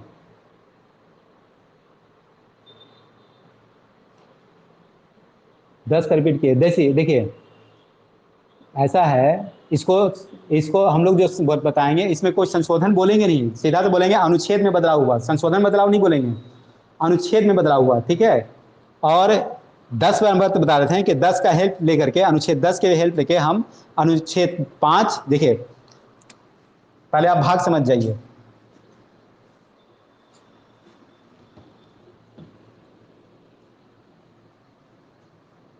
भाग 1 जो है, भाग 1 में है अनुच्छेद 1 से लेकर 4, बल्कि इसको ऐसे लिखते हैं, अनुच्छेद 1 है, 2 है, 3 है और 4 है। और भाग 2 जो है, और इसको हम लोग बोलते हैं संघ और उसके राज्य क्षेत्र वाला। और अनुच्छेद 2 जो है, भाग 2 जो है, उसमें है 5, 6, अनुच्छेद 5, अनुच्छेद 6, 7, अनुच्छेद 8, 9, 10 और 11 है। और इसको हम लोग बोलते हैं नागरिकता। ये जो भाग 2 है वो किससे संबंधित है, सिटीजनशिप का, नागरिकता। तो ये तो सेपरेट मैटर हो गया यहाँ से यहाँ तक। और इसमें हम ये कह रहे हैं कि 4 का हेल्प लेकर के हम अनुच्छेद 1, 2, 3 को बदल दिया, है ना, 1, 2, 3 को बदल दिया। उसी तरह से अनुच्छेद 10 का हेल्प लेकर हम 5, 6, 7, 8, 9 को बदल दिया, ठीक है। यानी कि अनुच्छेद 10 ये संसद को अधिकार देता है कि अनुच्छेद 5, 6, 7 और 8, 9 में परिवर्तन कर सकता है, ठीक है। तो इसको अनुच्छेद में परिवर्तन बोलेंगे, ना कि संविधान में परिवर्तन बोलेंगे, ठीक है। और 368 के द्वारा जो हम संशोधन करते हैं, तो उसके द्वारा किए गए संशोधन को हम लोग संविधान संशोधन कहते हैं। अब बताइए, अभी भी नहीं समझ में आया, कोई दिक्कत वाली बात नहीं, फिर से बताएंगे, बोलो। और फिर भी अगर दिक्कत है तो आप हमसे बाद में भी बात कर लीजिएगा कि हमको बात समझ में नहीं आया, हम फिर से समझा देंगे। आ गया, बहुत बढ़िया। हाँ बिल्कुल, सीए जो है सो सामान्य बहुमत यानी साधारण बहुमत से पास हुआ, बिल्कुल। सीए का जो बिल पारित होगा वो साधारण बहुमत से पारित होगा, ठीक है। तो क्या देखिए, साधारण बहुमत जब जहाँ पर होता है वहाँ पर बहुत ही आसान काम हो जाता है, ठीक है, भेज देंगे। चलिए आगे देखेंगे।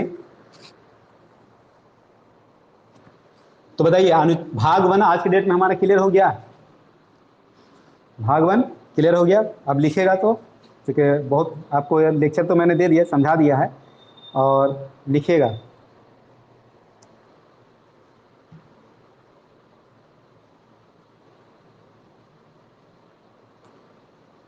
लिखिएगा, परंतु इसके लिए आगे लिखिएगा, परंतु इसके लिए संबंधित विधेयक,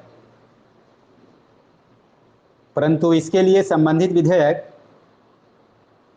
इसके लिए समझ रहे ना, अनुच्छेद 3 जहाँ पर लिखाए हैं तो उसमें बोले ना कि परिवर्तन कर सकते हैं, तो आगे लिखिए परिवर्तन करने के लिए, परंतु इसके लिए संबंधित विधेयक राष्ट्रपति की सिफारिश से ही, संबंधित विधेयक राष्ट्रपति की सिफारिश से ही संसद में प्रस्तुत किया जाएगा। राष्ट्रपति की सिफारिश से ही संसद में प्रस्तुत किया जाएगा, अन्यथा नहीं, अन्यथा नहीं।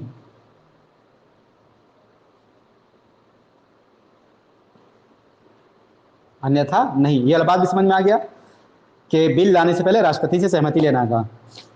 जब राष्ट्रपति से सहमति लिया जाता है तो उसके पहले क्या करते हैं, हम संबंधित राज्य को भेजते हैं, है ना, मतलब प्रपोजल भेजते हैं कि we are going to divide you, मतलब बिहार को ये प्रपोजल आया होगा, ठीक है। लेकिन अब क्या होगा, बिहार आपत्ति जता सकता है कि काहे बांट रहे भाई, काहे ऐसे करे जुल्म मेरे ऊपर, मत कीजिए। तो आपको केवल जो हमने जो बिल भेजा है आपको, जो राष्ट्रपति को अभी हम भेजे हैं, अभी संसद में पास नहीं हुआ, केवल राष्ट्रपति को भेजे हैं, और राष्ट्रपति के थ्रू जो है सो हमने क्या किया है कि इन्फॉर्म किया है बिहार को कि भाई हम लोग जो है सो 15 नवंबर का हम लोग का प्लान है कि आपको हम बांट के झारखंड निकाल देंगे आप में से। अब इसमें अगर मान ली कि लालू यादव जो उस समय थे तो बोलते ना काहे से कर रहे हैं, ऐसे मत कीजिए जुल्म हमारे ऊपर, तो संसद बोलेगा भाई हम तुमसे सलाह मांगने के लिए हम नहीं तुमको भेजे हैं, है ना, खाली बता रहे हैं कि 15 नवंबर को बढ़ जाएगा, तुमको कुछ बोलना है तो बोलो, है ना, हम सुन रहे हैं, लेकिन तुम्हारा बात मानने के लिए हम बाध्य नहीं हैं। ये बात समझ रहे ना। जैसे अगर इन्फॉर्म किया गया बिहार को, तो बिहार को अगर कोई आपत्ति है तो वो आपत्ति दर्ज करा सकता है कि वी आर नॉट एग्री। जैसे मान लीजिए बोला गया कि झारखंड का 74,000 स्क्वायर किलोमीटर हम निकाल रहे हैं आप में से, तो आप बोलेगा ना 74,000 स्क्वायर किलोमीटर मत निकाले, ऐसे कीजिए ना कि 73,000 स्क्वायर किलोमीटर निकाले, 1,000 जो फलानवा जो एरिया है ना कष्टप्रैया वाला उला रहे दिए, थोड़ा सा कुछ वहाँ पर है कुछ मैटर है ना, तो ठीक है। तो हो सकता है कि अगर संसद को ये बात आपको समझ में आता है तो वो क्या बोलेगा, आपका बात को मान सकता है, नहीं तो आप दावा नहीं कर सकते कि आपको मानना ही पड़ेगा, है ना। तो कहने का मतलब ये है कि राज्यों का जो परामर्श है उसको मानने के लिए संसद बाध्य नहीं है, और वो जिस रूप में राज्य को बांटेगा उस रूप में आपको मानना होगा, दैट्स इट, ठीक है। चलिए लिखेंगे कि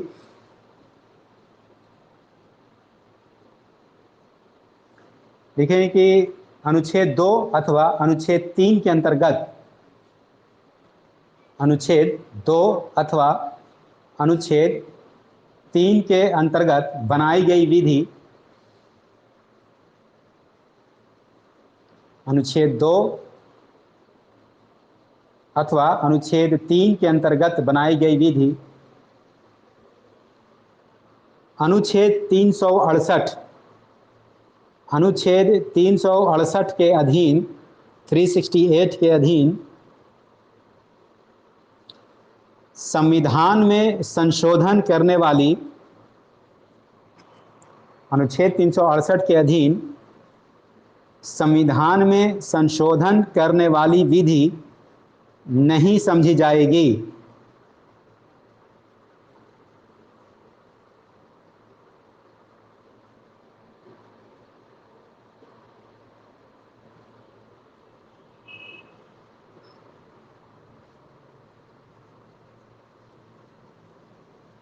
हो गया, ठीक है। तो क्या क्या लिखा है, अनुच्छेद 2 या 3 में जो परिवर्तन किया गया है उसको संविधान संशोधन नहीं मानेंगे। ब्रैकेट में लिखेगा अनुच्छेद 4, ये जो स्टेटमेंट आपने लिखा है वो अनुच्छेद 4 कहता है, ठीक है। ब्रैकेट में लिखिएगा अनुच्छेद 4, ठीक है। कौन नया मेहमान आया जी, 9वां आदमी, इतना देर में 1 घंटा क्लास जब खत्म हो गया तब। संदीप, ब्रिजनानंद, नेहा, अमिता। अमिता तुम क्लास काहे नहीं कर रही हो जी, अभी देखो इंडियन पॉलिटी का कितना बढ़िया क्लास चल रहा है, थोड़ा सा पेशेंस रखा करो, ठीक है। और कांटेक्ट में रहा करो, अगर कोई दिक्कत है तो बताया करो, हमको भी ध्यान नहीं रहता है कि कोई अमिता कुमारी के नाम के स्टूडेंट है, रेगुलर रहोगी तब ना। तुम लोग से तो फ़ी वगैरह हम मांग नहीं रहे हैं कि तुरंत भर में तुम फ़ी दे दो। अरे हफ्ता दिन क्लास करके देखो, समझो चीज़ें क्या है कैसा है। ठीक है, चलिए, तो हमने अभी क्या पढ़ा अभी? देखो आज ही स्टार्ट किए हैं आर्टिकल, भाग 1 आज स्टार्ट ही किए हैं। ठीक है, अभी भाग 2 स्टार्ट करेंगे, नागरिकता। ठीक है, तो थोड़ा सा पेशेंस रखो, और ये वाला आज का वीडियो सुनना बहुत अच्छा, बहुत काम आएगा। ठीक है, हमको याद नहीं रहेगा भेजने का, तो तुम मैसेज करके हमसे मांग लोगी व्हाट्सएप पर। तो क्या पता चला कि अनुच्छेद 2 और 3 में जो परिवर्तन होगा उसको संविधान संशोधन हम नहीं मानते हैं। अब आते हैं एक और पॉइंट के ऊपर।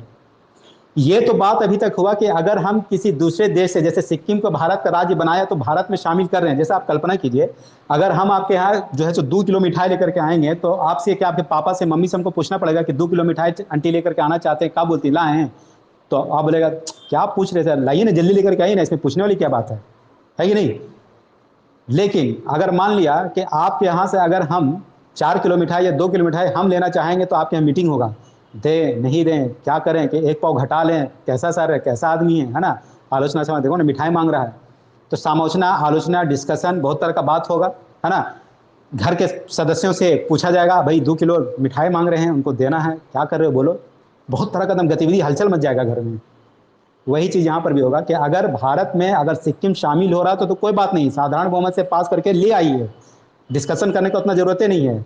मगर अगर मान लिया कि हमारे भारत के क्षेत्र से अगर हमको कोई हिस्सा देना है किसी को, पाकिस्तान को, बांग्लादेश को, श्रीलंका को देना, तब भैया क्या होगा, वही 2 किलो लड्डू वाला मैटर हो जाएगा, पूरा चर्चा होगा। तो वही बोला गया कि चर्चा करना पड़ेगा। अगर आप यही अनुच्छेद 3 के अंतर्गत आपको दूसरे को अगर देते हैं तो हुआ क्या है, आपको एक मामला समझा देते हैं। एक केस आपके सामने हमेशा आएगा, उस केस का नाम है बेरूबाड़ी केस। क्या नाम है उसका?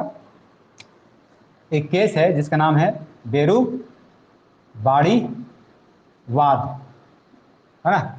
क्या वाद है? बेरूबाड़ी वाद है।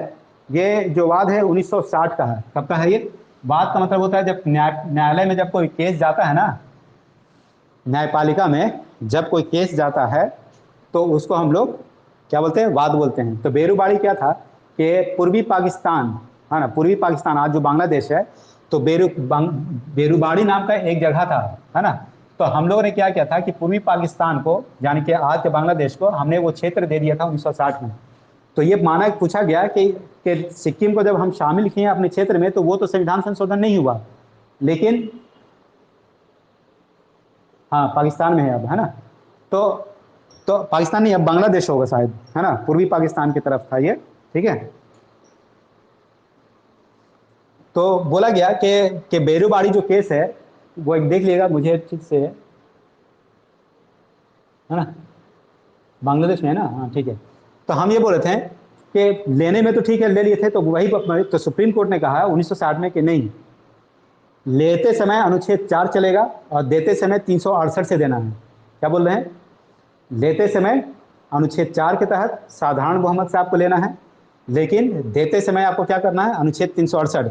याद रखिएगा, 368 से जब हम कोई संशोधन करते हैं तो हम साधारण बहुमत से नहीं करते हैं। किससे नहीं करते हैं? वी डोंट यूज साधारण बहुमत, नहीं करते हैं, है ना? हम लोग क्या करते हैं? विशेष बहुमत का प्रयोग करते हैं। विशेष बहुमत का हम लोग प्रयोग करते हैं। अब ये क्या होता है वो देख लेते हैं। क्योंकि ये सब देखिए टेक्निकल वर्ड, आप लाख उसमें साधारण बहुमत, विशेष बहुमत, है ना, ये सब लिखते रहेगा और आपको कुछ समझ में आना है नहीं। तो इसलिए हम लोग को उतना जल्दबाजी नहीं करना, हम लोग को अभी समझ लेते हैं कि 368 के तहत विशेष बहुमत क्या होता है।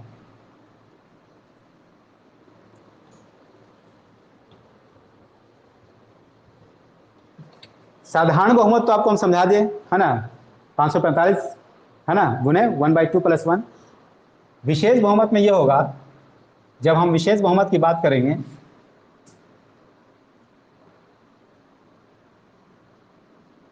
विशेष बहुमत की हम बात करेंगे, तो आपको क्या ये करना है कि इसमें साधारण बहुमत को पहले करवाना है। मतलब कोई भी बिल को पहले साधारण बहुमत से आप पास करा लीजिए, और साधारण बहुमत के बाद जो है सबसे पहले करेंगे आपको उपस्थित और मतदान देने वाले, उपस्थित और मतदान देने वाले सदस्यों का 2/3 बहुमत, 2/3 बहुमत। साधारण बहुमत का मतलब आपको समझा दिया था। फिर उसके बाद प्लस इसमें क्या करेंगे कि उपस्थित और मतदान देने वाले सदस्यों का 2/3 बहुमत, तब इसको हम लोग बोलते हैं विशेष बहुमत। ठीक है, तब जाके कोई बिल पारित होगा। तो इसमें क्या होगा कि मामला फंसता है, क्योंकि इसमें जो है विपक्ष का भी सहमति लेना जरूरी हो जाता है। ठीक है ना, इसमें क्या होता है, विपक्ष का भी सहमति लेना जरूरी होता है। तो चूंकि मामला बहुत गंभीर होता है, फिर इसमें बहुत लंबा चौड़ा आपका डिस्कशन होगा, यानी कि बहुमत जो अपोजिशन पार्टी है उसका भी चूंकि कोई एक सिमिलर पॉइंट पर हम लोग को एग्री होना पड़ेगा, ऐसा कुछ होता है। ठीक है, जैसे मान के चलिए थोड़ी देर के लिए कि अगर आपका पड़ोसी आपके साथ ना इत्तेफाकी रखता है, मतलब आपके साथ एग्री नहीं करता है, लेकिन कुछ मोहल्ले में ऐसा कुछ काम करना है कि पड़ोसी को भी साथ में लेके चलना है, मतलब उससे भी पूछना पड़ेगा आपको।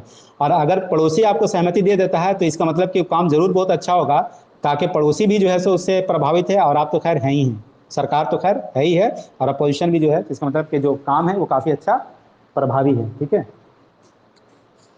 तो आपका यही बात यहाँ पर भी आता है। तो यहाँ पर मैंने एक वर्ड लिखा उपस्थित और दूसरा लिखा मतदान, इसका भी अर्थ को समझिएगा।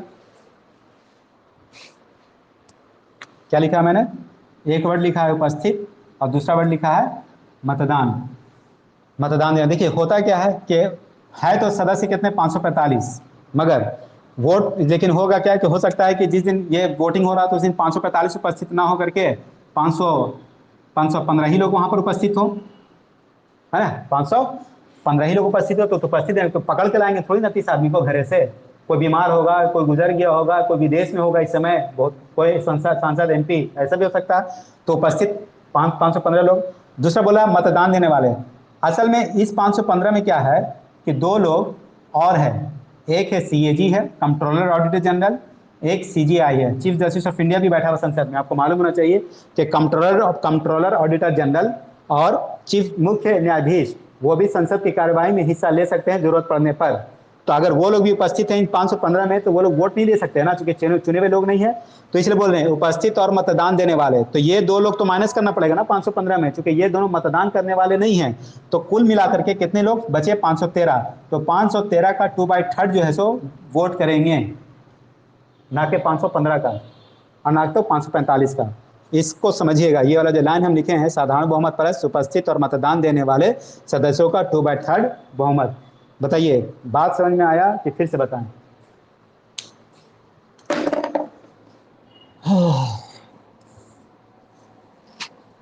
समझ में आया या फिर से बताएं, साधारण विशेष बहुमत वाला बात।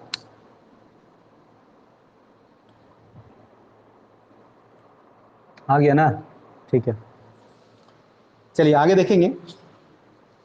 तो वही हम बता रहे थे कि आप 368 से अगर आप दे रहे हैं, मतलब कि आपको अगर बेरूबालू पाकिस्तान को देना है तो साधारण बहुमत से उठा के आपको नहीं दीजिएगा, आपको विपक्ष यानी कि अन्य लोगों का भी आपको सहमति लेना पड़ेगा। वो सहमति तभी आएगा जब आप 368 के द्वारा कोई कार्यवाही करते हैं, तो तब जाकर के आपको क्या होगा, विशेष बहुमत लेना होगा, तब आप जो बेरूबाड़ी देंगे, यानी कि विपक्ष भी बोलेगा यस इट्स ओके दे दो, है ना। और जब ऐसा होगा तब इसको बोलेंगे संविधान संशोधन। ठीक है, पहले बता चुके हैं कि 368 के द्वारा जब परिवर्तन होगा तो उसको संविधान संशोधन बोलेंगे। 4 के तहत या 10 के तहत अगर परिवर्तन होता है तो उसको संविधान संशोधन नहीं बोलते हैं। ठीक है, तो बेरुबाड़ी केस याद रखिएगा। आगे लिखेंगे, आपसे एक सवाल ये किया जा सकता है कि बताइए कि क्या भाषाई आधार पर राज्यों का बंटवारा किया जा सकता है क्या। प्रश्न क्या है, प्रश्न ये है कि भाषाई आधार पर राज्यों का बंटवारा हो सकता है। जैसे हम अभी जानते हैं कि तमिलनाडु में तमिल बोलने वाले हैं, आपके आंध्र प्रदेश में तेलुगु बोलने वाले हैं, केरल में कन्नड़ बोलने वाले हैं, तो बिहार में यूपी में हिंदी बोलने वाले हैं।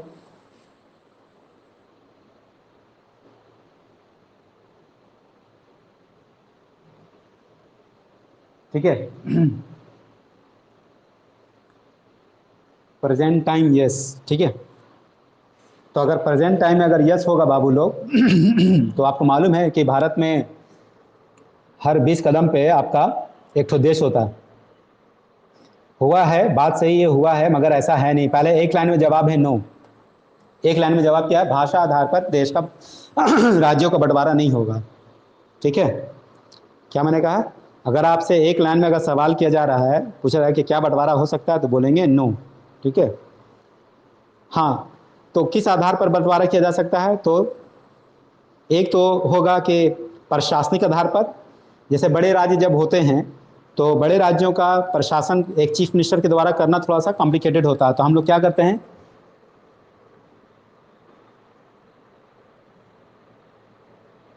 बोली और भाषा अलग अलग होता है। हाँ बिल्कुल, बोली और भाषा अलग अलग होता है। ठीक है, फिर भी भाषा के आधार पर भी हम नहीं करते हैं। ठीक है, तो हम लोग क्या करते हैं कि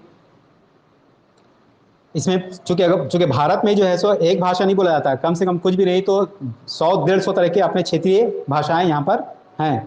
तो बोला गया कि नहीं, भाषा के आधार पर हम जो है सो राज्यों को बंटवारा नहीं करेंगे, और इसके ऊपर 3 कमीशन बनाए गए थे। सबसे पहले आरंभिक दौर में, पूरा कहानी शुरू से बताते हैं। भारत जब आज़ाद हुआ था तो 14 राज्यों का जो है सो उस वक्त बनाए गए थे, और एक राज्य जो आपको मालूम है कि मद्रास राज्य हुआ करता था, उसका नाम तमिलनाडु या तमिल प्रदेश रखा गया था। मद्रास जो है उस ज़माने में, अपने ज़माने में जो था, आपको मालूम है कि मद्रास का मतलब होता है कि पूरा आंध्र प्रदेश और तेलंगाना और है ना तमिलनाडु सब मिला करके आंध्र प्रदेश हुआ करता था। तो यहाँ पर जो थे श्री रामल्लू नाम के एक व्यक्ति थे। क्या नाम था? श्री रामल्लू नाम के एक व्यक्ति थे। तो इन्होंने आंध्र प्रदेश का डिमांड करते हुए, किसका? आंध्र प्रदेश का जो डिमांड किया, बोले कि हमको जो है सो क्या कीजिए आप कि तमिलनाडु से हमको बांट करके हमको आंध्र प्रदेश आप अलग कर दीजिए। तेलुगु भाषी, क्योंकि यहाँ के जो लोग थे वो तेलुगु भाषी थे। क्या थे? तेलुगु भाषी थे, और यहाँ के जो लोग थे वो तमिल भाषी थे। तो श्री रामल्लू का कहना था कि हमको जो है क्या कीजिए कि तेलुगु भाषी क्षेत्र हमको अलग कर दीजिए, है ना। हाँ बिल्कुल, 52 दिन का अनशन किया था। तो श्री रामल्लू जो थे, इन्होंने 52 दिन का अनशन किया था, यानी कि भूख हड़ताल किया था। और इस दौरान इनका क्या हो गया था कि मृत्यु हो गया भूख हड़ताल करने के दौरान, जिससे आंध्र प्रदेश में काफ़ी भारी हिंसा हुई, है ना। और अंततः जो है वो क्या किया गया कि आंध्र प्रदेश को जो है सो 1961 में,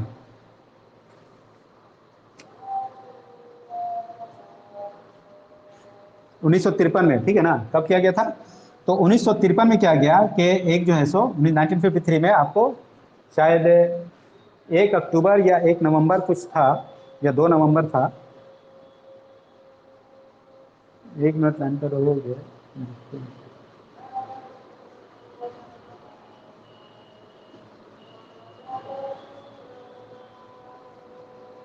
हाँ, 1 अक्टूबर 1953 को किया गया था। ठीक है, किसका कब किया गया था? 1 अक्टूबर 1953 को आंध्र प्रदेश का गठन कर दिया गया। हाँ ठीक है, क्या हुआ था कि 1 अक्टूबर 1953 को जो है सो आंध्र प्रदेश का निर्माण कर दिया गया था। किस आधार पर? तो भाषाई आधार पर। तो आपसे अगर कोई पूछे कि बताइए कि आज़ादी के बाद, भारत की आज़ादी मिलने के बाद भाषाई आधार पर गठित होने वाला पहला राज्य का नाम क्या है, तो क्या बताएंगे आप?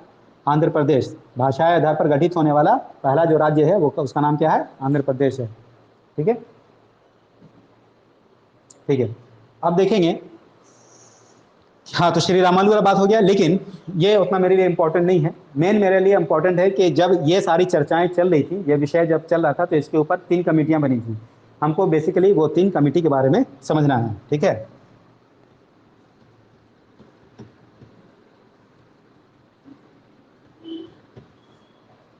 एक जो कमेटी था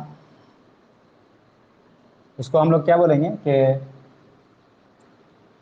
अ, राज्य पुनर्गठन कमेटी, राज्य पुनर्गठन समिति, है ना। ये राज्य पुनर्गठन समिति थी। थोड़ा सा रुकिए, हमको पेन में रिफिल डालने दीजिए। सुबह से सिर्फ जो है सो सिर्फ बोल रहे हैं, है ना। अब नोट्स वोट्स वैसे जो रेखा रेखा के लिखाते थे ना, अब वो बंद करना है, सिर्फ लेक्चर देना। आप लोग के पास किताब उताब रहेगा ही, पढ़िए उसको, और मेरा लेक्चर सुनिए, और जितना मात्रा में नोट्स लिखवाते हैं उसको लिखिए बस। तो मेरा काम है समझाना।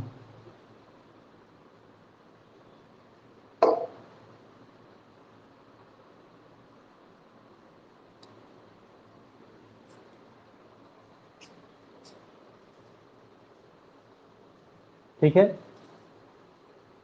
तो पहला जो कमेटी था वो था, उस कमेटी का नाम था एस के धर कमेटी। क्या नाम था? एस के धर कमेटी।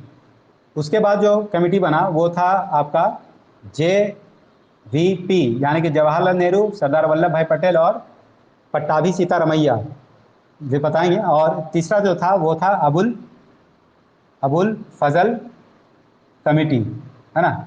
ये 3 कमेटी बनी थी। इसका जो टाइम था वो था 1948, है ना। इसके धर जो कमेटी थी वो कब बनी थी? 1948 में इसके धर कमेटी बनी थी, ठीक है। उसके बाद जो है सो आपका,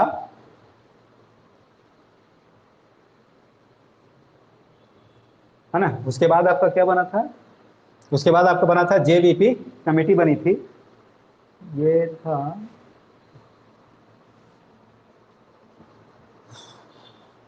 एक मिनट रुकेगा।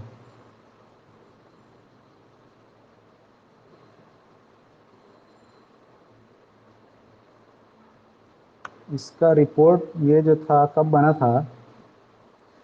देखिए बना तो था 1953 में ही हमको लगता है। जवाहरलाल नेहरू इसमें पहले, वैसे तो पहले नाम लिखेंगे कौन कौन थे। जवाहर लाल नेहरू, इतना बड़ा नाम है कि पूरा बोर्डे भर जाता है। वल्लभ भाई पटेल, है ना, वल्लभ भाई पटेल।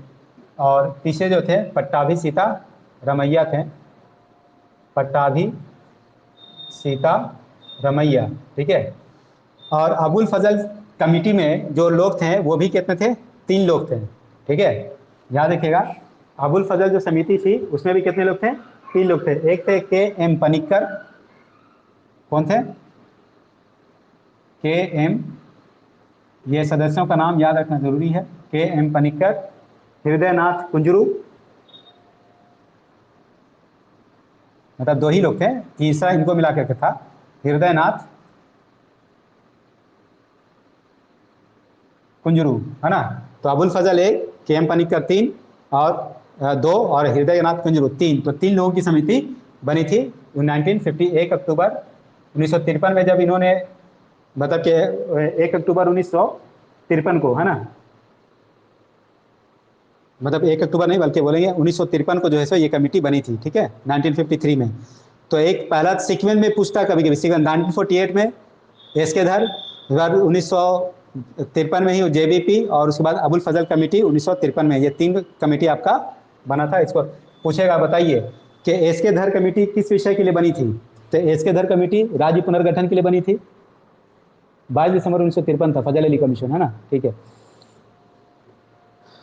तो याद रहेगा ना। तो एस के दर, तो ये याद रखिएगा, इसको लिख लीजिएगा, ये बहुत इंपॉर्टेंट है पीटी फैक्ट्स के लिए, आपसे अक्सर पूछा जा सकता है। जल्दी लिख लो इसको।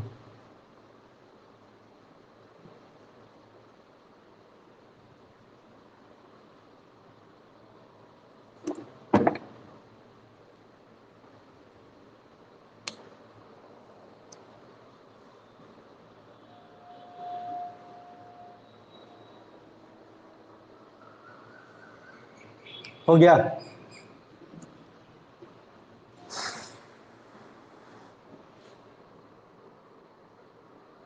चलिए अब आगे देखेंगे कि, हाँ, फाइनली हम आपको जो बताए थे एक बात कि, मैंने आपको बताया था कि राज्य के पुनर्भाषा के आधार पर, है ना, पुनर्गठन राज्यों का नहीं हो सकता है।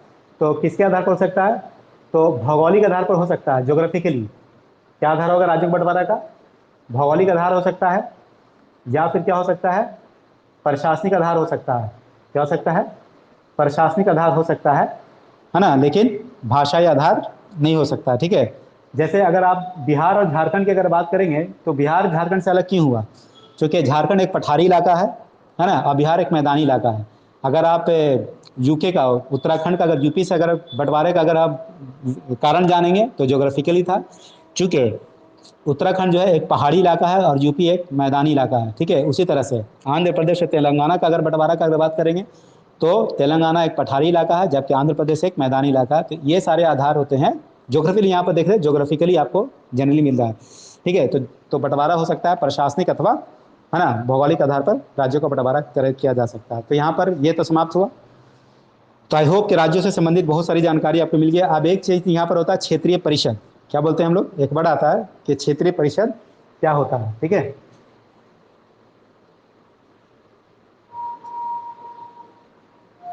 उसको देख लेते हैं।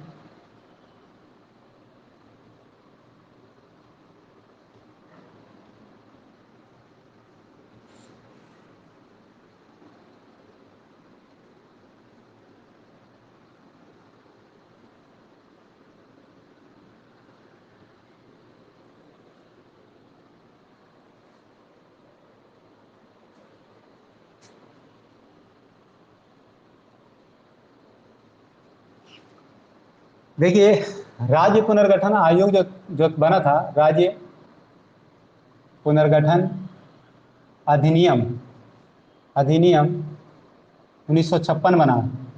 कब बना? 1956। अगर अगर पूछेगा कि जम्मू कश्मीर का जो बंटवारा हुआ है वो कौन से कानून से हुआ, या उसका जो इस्टेब्लिशमेंट होगा, जो भी नए राज्य बनते हैं तो उसके एक कानून से बनता है वो, है ना। जैसे मान लिया कि अनुच्छेद के द्वारा तो इजाजत मिल गया कि संसद क्या कर सकता है, बहुमत पारित करके झारखंड को बना देगा, झारखंड अलग कर देगा।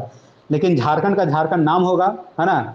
क्यों होगा? वो एक कानूनी मामला, तो संसद ने एक कानून बनाया है, तो उस कानून के अंतर्गत जो है सो राज्यों का नामकरण होता है, एरिया का निर्धारण होता है, सारा चीज़ उसमें जो भी आपका यह है कि उसमें सीटों की संख्या कितनी होगी, ये सब जो है सो जैसे विधानसभा का सीट कितना होगा, विधान परिषद होगा कि नहीं होगा, और बहुत सारी बातें जो है सो एक राज्य के प्रशासन को चलाने के लिए जो मैकेनिज्म होता है उसके बारे में जो है सो जो कानून जो दिया जाएगा उस स्टेट को, झारखंड को जो दिया जाएगा, सुविधाएं जो दी जाएंगी, वो किसके अंतर्गत दिया जाता है? तो राज्य पुनर्गठन अधिनियम के अंतर्गत दिया जाता है। और इसी के अंतर्गत क्या हुआ है कि एक क्षेत्रीय परिषद का निर्माण करने की बात कही गई है। क्षेत्रीय परिषद के निर्माण करने की बात कही गई, जिसको हम लोग रीजनल काउंसिल अंग्रेजी में कहते हैं, रीजनल काउंसिल की बात करते हैं। असल में क्या हुआ कि देश को 5 हिस्सों में बांटा गया है ना। कितने हिस्सों में बांटा गया? पूर्वी क्षेत्र, यानी कि जो भारत है हमारा, ये जो भारत है, तो ये जो भारत है तो इसको हम लोग कितने हिस्से में बांटे हैं? ये ऐसे ऐसे करके, है ना, 5 क्षेत्र में बांटा है हमने, ठीक है। 5 क्षेत्र में बांटा है।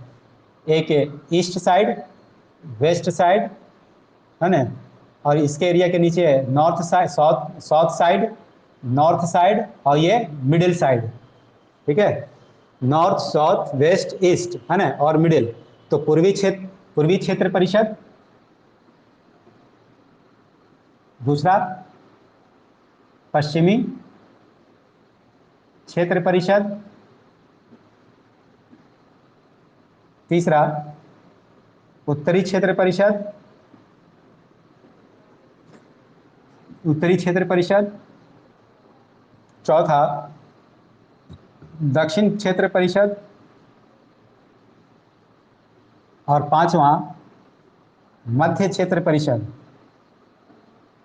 मध्य क्षेत्र परिषद। इसमें आपका आएगा यूपी, ठीक है। इसमें क्या आएगा? इसमें आएगा उत्तर प्रदेश, मध्य प्रदेश, उत्तराखंड और छत्तीसगढ़ आता है। बाकी आप समझ, पूर्वी क्षेत्र परिषद में कौन आएगा? तो बिहार आएगा, झारखंड आएगा, बंगाल आएगा, उड़ीसा आएगा। पश्चिम क्षेत्र में भी आएगा क्या? राजस्थान, गुजरात, महाराष्ट्र आएगा, है ना। उत्तरी क्षेत्र में कौन आएगा? तो पंजाब, हरियाणा, जम्मू कश्मीर आएगा। दक्षिण में कौन आएगा? तो तमिलनाडु, केरल, कर्नाटक आएगा। ये तो आप कॉमन सेंस से बता सकते हैं। दिक्कत आपको आएगा मध्य प्रदेश में। आप देखिए उत्तराखंड कहाँ है? एकदम ऊपर में है। तो आप ये क्रैक नहीं कर पाएंगे कि उत्तराखंड जो होगा वो मध्य क्षेत्र परिषद के अंतर्गत आएगा। आपको लगेगा मध्य प्रदेश समझ में आएगा और छत्तीसगढ़ तो समझ में आएगा, मगर आप यूपी को और उत्तराखंड को आप इसमें शामिल नहीं कर पाएंगे। और यहीं पर आपको क्वेश्चन होगा, बताइए कि यूपी जो है सो कौन, और उत्तराखंड जो है वो किस क्षेत्रीय परिषद का हिस्सा है? तो क्या बताएंगे हम कि ये जो है सो आपका मध्य क्षेत्र परिषद का हिस्सा है, ठीक है। तो इस तरह से क्या हुआ कि आपका, अच्छा, इसका जो गठन करता है ना, कि ये जो क्षेत्रीय परिषद जो होते हैं इनका क्या होता है? जब जरूरत पड़ता है ना। जरूरत पड़ने का मतलब ये हुआ कि मान लीजिए अभी एक तूफान आया है पश्चिम में, है ना। उस तूफान का नाम बताइए क्या है? अभी जो है सो एक तूफान चल रहा है, उस तूफान का नाम क्या है?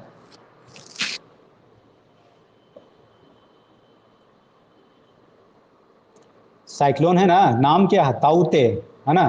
क्या नाम है उसका?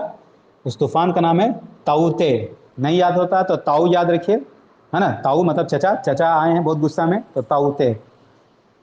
तो ताउते जो आया है तो उससे प्रभावित कौन होगा बताइए? इससे प्रभावित होगा महाराष्ट्र, गुजरात, है ना, राजस्थान एरिया जो है वो प्रभावित होगा। तो क्या करेंगे हम लोग कि इन लोगों का एक क्षेत्रीय परिषद गठित करेंगे, ठीक है।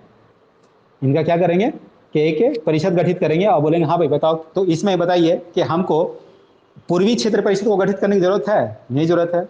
मान लीजिए सकलोन अगर बंगाल की खाड़ी में आता तो हम पूर्वी क्षेत्र परिषद का हम गठन करते हैं, या अगर नेशनल लेवल पर जैसे कोविड का टाइम चल रहा है तो हमने 5 क्षेत्रीय परिषद को बुलाया और बोले कि हाँ भाई बताओ कि इस मुसीबत में क्या करें। तो हर देखिए क्षेत्रीय परिषद क्यों बनाया गया? चूंकि एक भौगोलिक क्षेत्र में रहने के कारण इनका अपना एक कॉमन इंटरेस्ट होगा, है ना। जैसे पश्चिम में समुद्र के किनारे रहने वाले गुजरात, महाराष्ट्र वगैरह जो है सटे हुए बाउंड्री हैं, तो इनका अपना एक कॉमन इंटरेस्ट होगा, इसलिए ऐसा जो इनका क्षेत्रीय परिषद बनाया गया, समझ रहे ना। तो कॉमन इंटरेस्ट, बॉर्डर संलग्न होने, ये सब जो है सो एक कॉमन इंटरेस्ट पैदा करता है, जिसकी वजह से क्षेत्रीय परिषद बनाए गए हैं। तो इन क्षेत्रीय परिषदों का जो गठन करता है वो कौन करता है? गठन जो होता है वो राष्ट्रपति के द्वारा किया जाता है। किसके द्वारा किया जाता है? राष्ट्रपति के द्वारा गठन किया जाता है। बस इतना याद रखिएगा कि क्षेत्रीय परिषदों का गठन कौन करता है? तो राष्ट्रपति करता है, ठीक है। चलिए, तो ये पूरा आज भाग 1 हो गया समाप्त, ठीक है। 4 आर्टिकल केवल पढ़ाने में आपको 1.5 घंटा का टाइम लगा, अभी लिखाया नहीं है, सिर्फ आपको समझाने में 1.5 घंटे का टाइम लगा। चलिए देखेंगे, अगर कुछ लिखाना होगा तो आपको बता देंगे। तब तक के लिए धन्यवाद। सभा समाप्त किया जाए।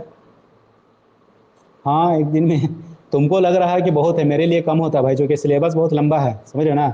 वो लगता है कि बहुत है, ठीक है। चलिए सभा समाप्त करते हैं, धन्यवाद।